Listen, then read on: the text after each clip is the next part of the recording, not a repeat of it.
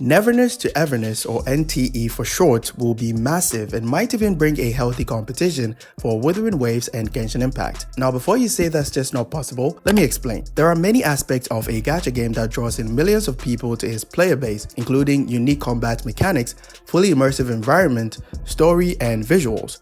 Two of the things that sets this game apart is the urban world style environment of choice, which is very different from the fantasy vibe that we mostly experience in popular titles like Genshin Impact. The other special thing about this game is that the world is fully immersive and you can interact with almost anything and drive different kinds of vehicles as well, which gave it the popular name Anime GTA. And before you ask, no, the game does not give you the ability to rob or hit civilians with cars yet, just because I mentioned GTA. In this video, I'm going to be providing a detailed review of the game after observing a lot of recent closed beta footage that got released to the public very recently. Overall, I'm very impressed with what I've seen so far and I'll definitely make videos about this game in the future. But before we begin, this video is proudly sponsored by no one. This video is not sponsored by Hotel Studios, so I'm basically doing this for free. But be sure to leave a like and subscribe to help support the channel. I'm going to be covering three main aspects of the game in this video, including the game world itself, combat, and exploration. First, let's take a dive into the game world itself. You will encounter civilians almost everywhere in the city, and you can interact with almost every NPC in shops or places that you walk into as long as the NPC has a name on the top of their heads, which is a pretty standard feature in open world gacha games. Some of the places, like this laundry shop for example,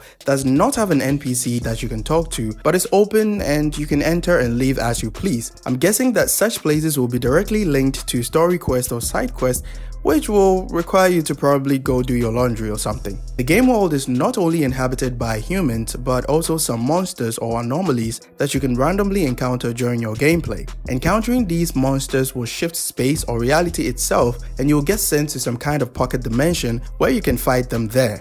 These anomalies can appear in many forms, like this Slenderman looking alien right here with an umbrella. However, there are friendly monsters that you can interact with without getting sent into some pocket dimension, like this little guy right here with boxing gloves that can communicate with you and fight with you in a boxing ring. Another thing that proves that some of these monsters or anomalies can be friendly or even coexist with humans is the black monster that this character called Sakiri fights with. It's possible that these monsters can be tamed and even turned into pets, for example, according to the lore of the game. This character here called Nanali can also summon this black floating monster to fight along with her when she uses her ultimate ability. This clearly shows that there are some anomalies that are friendly by nature or can be tamed somehow and turned into pets. It will be very cool for them to implement a mechanic that allows you to collect these anomalies or monsters and use them for battle to gain special buffs, like the Echo system in Wuthering Waves or the Cup system in Punishing Grey Raven. But for now, all the anomalies or monsters that are friendly are tied to specific characters. But who knows, maybe Hotel Studios is probably watching this video and might implement something like that in the future. It's also very satisfying to explore in the night, especially when you're driving around in your vehicle, which I'll talk about in the exploration section of this video. It also brings back old memories from when I used to play games like Watch Dogs in the past, so I'll definitely play this game a lot upon release. For exploration, there are a lot of ways to explore the vast city. The movement mechanics of the characters themselves include sprinting and wall running. Both of these mechanics have their own special gauges that get consumed when wall running or sprinting. To sprint in the game, you need to dash first, just like most other open world gacha games, but what makes this game special is that you have 3 charges of dashes that you can use. When one gets consumed, another one is regenerated every 4 seconds. This particular dash mechanic actually makes combat way more strategic and changes the way you fight enemies in this game as well, compared to other gacha games, but I'll go over it in detail at the combat section of this video. Jumping close to a wall also make you start climbing, and you can start the wall run animation by simply sprinting while climbing. But in this state, the dash charges disappear and you get a different kind of stamina bar in white right here, which makes getting to high places much more easier. The best part about exploration in this game is the vehicles. Per the closed beta footage, standing close to the roadside will call one of your vehicles that you currently own to your current location, which you can use to drive around, making exploration much more easier. The best part about the vehicles is that that you can personally customize your own vehicles with different parts that changes not only its appearance, but increases its performance in terms of handling, speed, and reduced weight as well. Now let's get to the favorite part of the video, which is the combat. Every character has your typical E skill that can be put on a cooldown after usage, and your Q skill, which can be used only after accumulating energy by defeating a lot of enemies or using your E skill to hit the enemies. You can use a total of 4 characters in your team, each having their own unique elements that they use. The official names of these elements are not known yet to the public at the time of making this video, but per the special icon located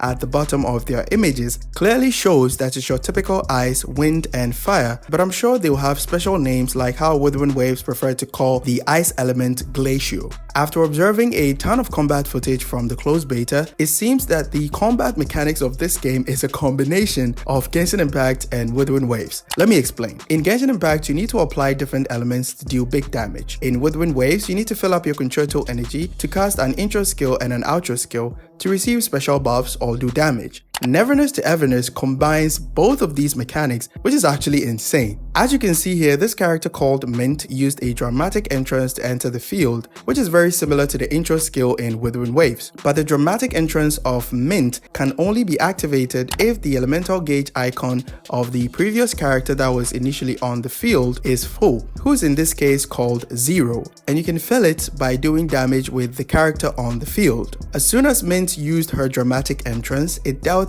big damage to the surrounding enemies, and a big text of white and cyan color appears on the screen, indicating that you have successfully applied the ice and wind element from 0 and Mint. I was having a hard time with the translation of this text, but the best I got was unified, which can be called an elemental reaction of some sort, but take the name with a grain of salt. According to the closed beta, not all elements are compatible with each other, so be sure to keep that in mind. As you can see here, when the elemental gauge of this character called Sakiri was full, only Mint's character icon was pulsing, indicating that the fire element cannot directly react with the ice element, so you can only do a dramatic entrance with Mint, but not 0 from Sakiri, because 0 uses the ice element. This can greatly affect your team building if they implement it in the final game, but I think is a really cool mechanic to have that deals big damage on top of your character's personal damage. Doing any kind of damage to enemies will also build up a white bar at the bottom of their health bar as well,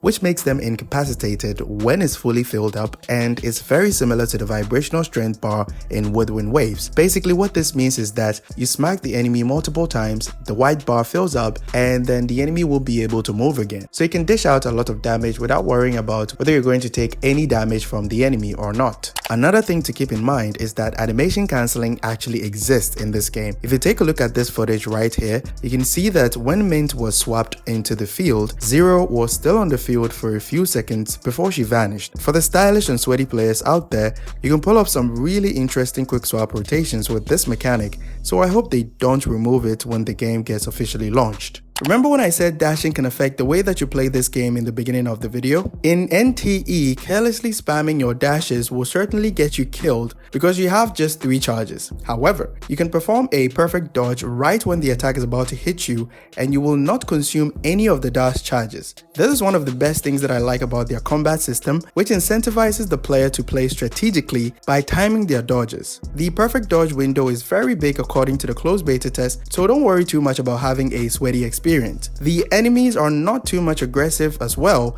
so it's a pretty casual game overall in my opinion. That pretty much sums up everything I've learned in the closed beta test of NTE. Overall, the game looks really good, and I like the buttery smooth character animations during combat and when using their ultimate. I'll be making videos on this game with my usual Wuthering Waves content in the future, so let me know if you will try out this game in the comment section when it gets released. Thanks for reaching this far into the video. Catch you guys in the next one. Bye bye. So please